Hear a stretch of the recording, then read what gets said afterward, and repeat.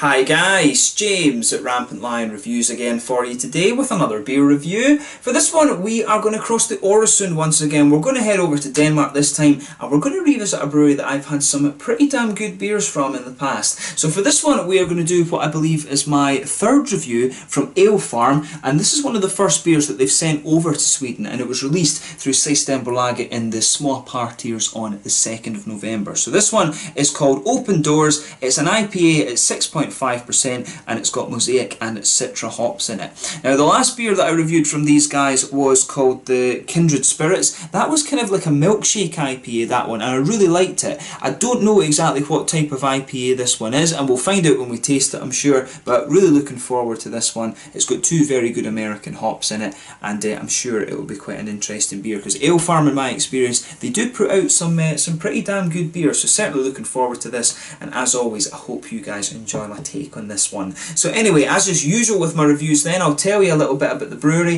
If you want to get straight to the tasting, just fast forward. All the usual links are in the description below. That's the brewery website, the link to my other reviews that I've done from Alefarm before. No doubt I will add some more in the near future. There's all the usual social media. If you want to see more beer reviews, do please consider subscribing to the channel. The whole channel of course has a geography based tagging system, so you can go into the home page and search for beer based on country, city, state, county, prefecture, whatever it is you're interested in. Do check out the playlist of beers from different countries. There is one there for all the Danish beers that I've reviewed for you. That's constantly being added to, and as always please do get in touch and let me know some of the other beers and breweries that you guys would like to see me review. It's always great to hear from you guys that are watching the videos, and the support that you show the channel is hugely appreciated. So anyway, on to the little bit with my brewery notes then to tell you about Alefarm. So Alefarm is the brainchild of Andreas Skøge Larsen, and they were founded back in 2015. Now Andreas had been a home brewer for a while, but he also worked for quite a length of time as a librarian, and originally he based the company on a farm north of Copenhagen, but he soon moved the business to Køge, which is just a little bit to the southwest of the city, and for a long time he was brewing basically on a very small 200 litre brew kit, which was intended as a kind of pilot kit or a transition kit,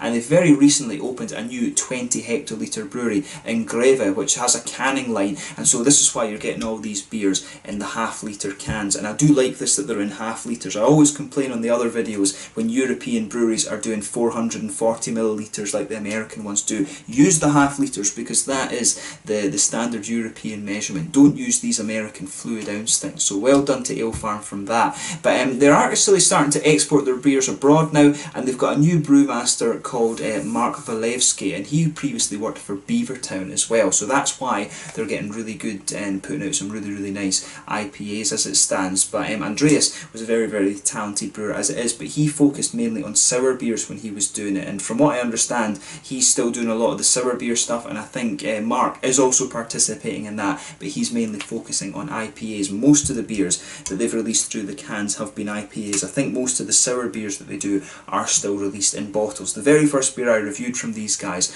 was actually a sour beer, and mostly they're focusing on like saisons and farmhouse ales, but they do have a big chunk, the vast kind of volume of the production, if you like, I believe is now going into the IPAs, but they were originally a sort of sour beer brewery, this one. So yeah, really interesting company, this one. If you get the chance to try their beers, I highly recommend that you do, and they are fairly widely available now that they have this new brewery, so have a go at them. There's some great beers in Copenhagen. As I've told you many a time, Copenhagen is probably the best beer city in the world in my experience. Gothenburg in Sweden is pretty good too, but Copenhagen really is one of the hubs of craft beer these days. So if you get the chance to visit, it's a beautiful city with nice people, and it's got great beer and great food for you to drink as well. But yeah, that's all you really need to know about the brewery just now. If you want to learn a little bit more, do check out the brewery website. You'll find that in the description below, and if you want to keep up to date with all the latest goings on, you can follow them on Facebook and Instagram and stuff like that. And they're always releasing new beers now that they've got this new brewery as well, so they are fairly prolific these days. But yeah, let's get on to the actual tasting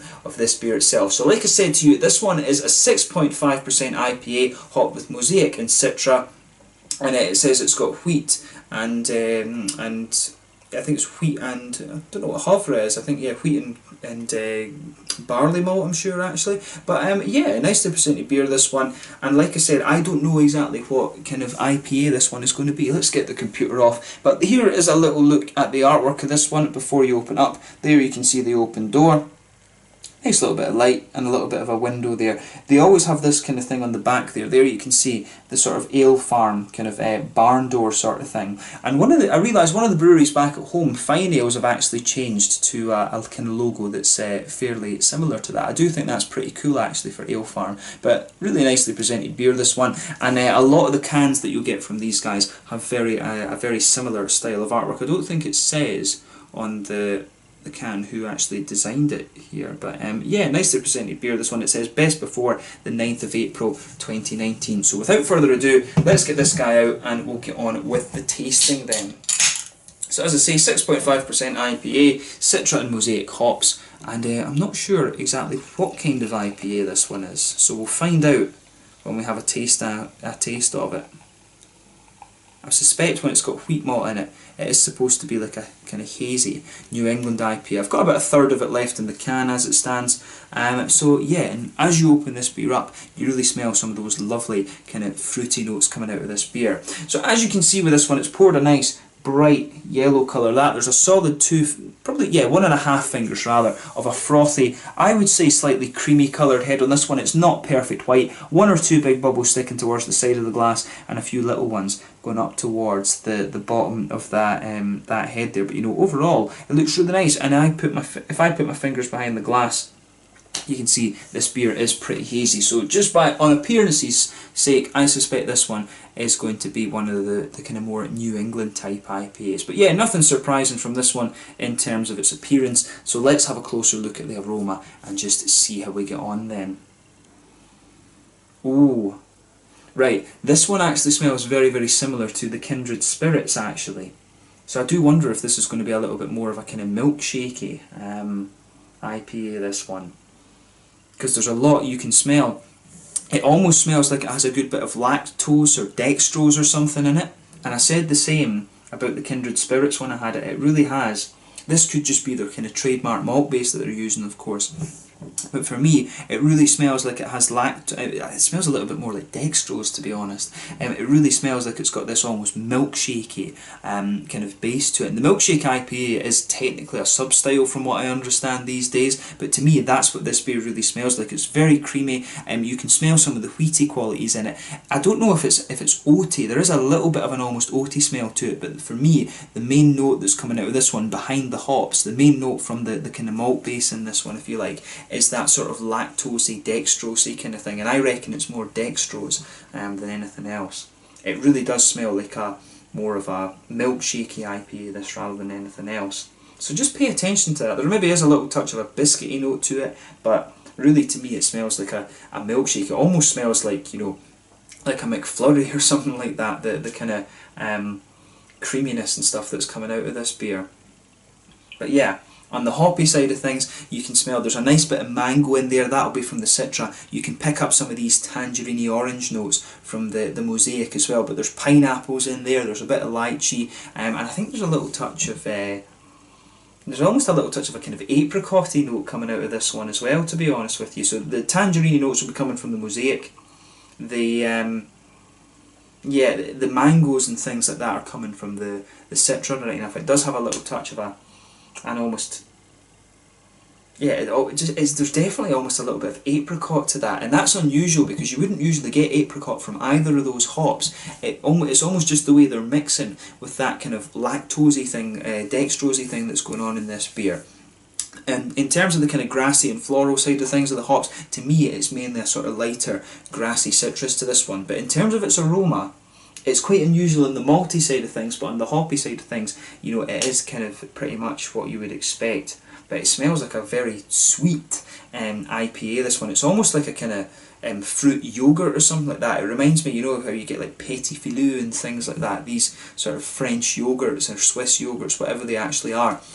It really smells like one of these yogurts that you'd put in your lunchbox or something like that. This would be like a tropical fruit sort of yogurt. So yeah, as I always say, just take a little bit of time and enjoy the aroma of the beer before you get stuck into it. But these Alefarm ones are always good, and I am wondering with this one now if that almost milkshake IPA aroma that you're getting is going to be the trademark. So we'll see if that comes out in the flavour. So yeah, let's get stuck into this one now then. So this one is the Open Doors, an IPA at 6.5% from Alefarm Brewing in Køge. or Greve now, sorry, my apologies, in Greve, near Copenhagen in Denmark. Really interesting brewery, this one, so let's get stuck in. Slange, skål.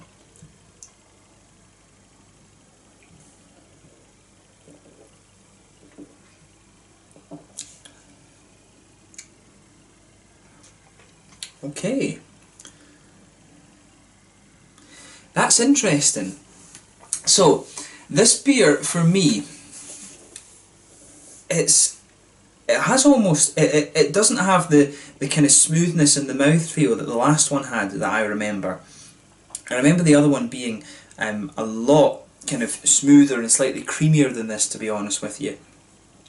But with this beer, it's quite, it's a little bit crisper in its mouthfeel, but it has that similar, almost ice creamy, milkshakey sort of flavour to it in the malt base.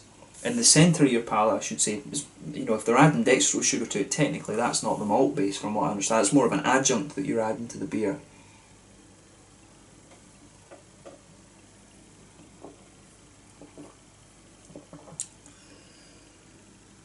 But I will say with this, it is a really, really nice beer.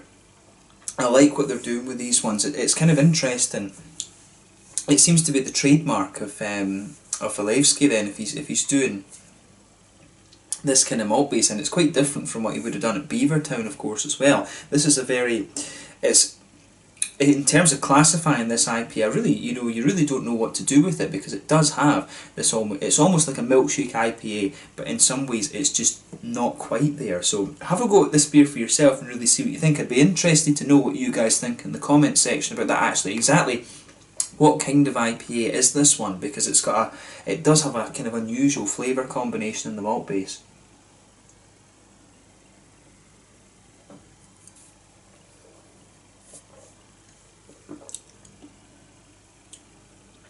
But yeah, really, really nice. It is a really good beer, that. Let's just say straight away, thumbs up to Alefarm Brewing on this one. I'm sure I'll enjoy a lot of these canned beers that they're releasing now. But let's try and break this down a little bit. So, in the middle of your palate then, you can feel there is a little bit of a pale malty base. That just blankets the middle of your palate. On top of that, you can feel that there's a little bit of a kind of wheaty smoothness to it. There is a little bit of that slightly thicker, wheaty, bready smoothness there. And right in the centre of your palate, you've got a little bit of that it's not oats, but it's almost just like a kind of dextrosy, lactosey kind of sugar sort of thing. This beer really does have almost, it's like a milkshake IPA, but it's just not quite a milkshake IPA, if that makes sense. It's kind of, there's something really kind of unique about this one, so if you get the chance to try this, just have a go at it for yourself and see what you think. It's very similar to a milkshake IPA, and I said the same about the Kindred Spirits as well, I'm sure.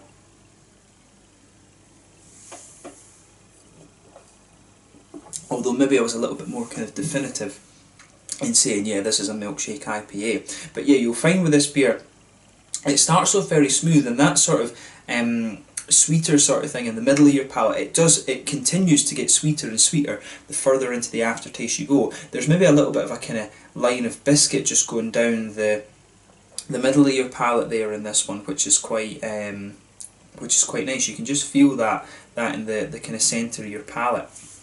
But the main kind of dominating thing in the malt base for me is that sort of dextrosy, lactosey sort of sugar type thing. So onto the hoppy side of the beer then. Back corners of the palate, you can feel there's a little touch of earthiness in there. That'll be from the Mosaic. I always find Mosaic just gives you this little tiny bit of earthiness there in the back of your palate. It's not overpowering, it's just a nice little kind of subtlety, and as you come further forward it just smooths out a little bit, and as you get towards the front corners of the palate it's a little bit more floral, and then round the very front curve of the tongue it's a bit lighter and sort of and grassy, this beer. There is a little bit of that kind of grassy sort of citrusy thing kind of sitting there. I think this one is a little bit higher in IBUs than the other one that I had. I reckon this beer is maybe around, it's somewhere between 30 and 40 IBUs. It's got to be around that sort of level. But you do get just a little bit of hoppy bitterness on the edges of your tongue here, and then behind the front curve of your palate, of course, that's where you get that nice oily bubble out of this beer, where the fruity, juicy esters come out.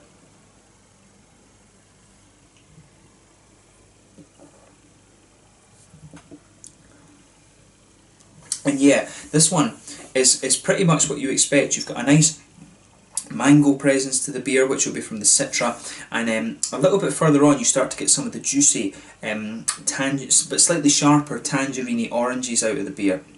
There is almost a little bit of an apricot-y note to this one as well, and I think that's these other flavours that are kind of contributing to that. This beer does have a very kind of almost yogurty presence to it, which is kind of, which as I say is really interesting. I found that with the last one as well. I've repeated that a few times in this video. But yeah, mangoes, tangerines, a little bit of apricot. There could almost be a little bit of a, I don't think it's pineapple to be honest, I think it's more of a kind of apricot-y thing coming out of this beer. But right on the front part of your palate, there is a little bit of the blueberry coming out, which is one of the complexities you can get from Mosaic. There is a little bit of an almost lychee and gooseberry kind of thing to the beer as well. So it really has everything you would want in terms of one of these IPAs. But it's the malt base and this almost dextrosy, lactosey sugar thing that's kind of unusual. And if it is a milkshake IPA, as I say, you do expect that. But this beer just has this yogurty, milkshakey kind of presence to it, which is quite interesting. But I think that's going to be one of the traits with Alefarm kind of as we go forward. But to me, a really, really nice beer, and I certainly wouldn't hesitate to drink this one again. I'd be very curious to try like an imperial stout or something from these guys. I really wonder if it's like a house yeast strain or something like that they're using here that's giving them these quite unique flavours. I would suspect that maybe it is, unless they're adding some other kind of adjunct to the beer, as I say, like dextrose and lactose could be the things, because these beers almost do have that kind of milkshake IPA presence to them. But for me, very, very nice beer, and I certainly wouldn't hesitate to drink it again. When you read about what's in the beer, it's nothing surprising, but it's one of these ones it just seems to be pretty well done. So from me, a thumbs up to Alefarm for this beer. In terms of the mouthfeel then, mid-bodied beer, carbonation's very, very smooth in this one. Like I say, this beer is generally a very, very smooth beer. It's not quite creamy, it's a little bit more kind of yogurty, but it does have some of the sweetness and smoothness that you would expect of the New England IPAs, but it's almost a milkshake IPA. For me, there's a bit of debate about what category you could put this one into, but that doesn't matter so much with the beer. It's more about how it actually tastes. Nice little bit of hoppy bitterness. Like I said, I reckon somewhere between 30, maybe 40 IBUs at a push. Malt base is quite sweet in this one, but at the same time it is still smooth, and you've got a lot of nice juicy fruity character in there as well. But overall, a really nice beer. And it's been cool to review another one from Alefarm Brewing as well. So yeah, let's leave it at that for this one. I really another very solid IPA from these guys, and I do look forward to trying more things from them. And I think this interesting malt base or whatever it is that they've got in here will be one of their traits going forward. So yeah, let me know your own thoughts on that in the comment section below, and let's leave it at that. So once again, thank you for watching my beer reviews. Until the next time, please like, subscribe, share, all the usual YouTube stuff. Let me know your own thoughts on this one in the comment section below. Let me know what your favourite beers are from Alefarm Brewing as well. Let me know your thoughts on the kind of stylistic categorisation of this one, if that is such a thing. But thank you once again for watching, and I will catch you guys very soon. Make sure you check out my social media. Make sure you have a go at some of these Alefarm beers. One of the really interesting breweries coming out of Denmark at the moment. But thank you again for watching, and I will catch you guys very soon. This was the Open Doors, an IPA at 6.5% from Alefarm Brewing in Køge over near Copenhagen in Denmark. Until the next time, stand just now, and I'll catch you guys very soon. Skål!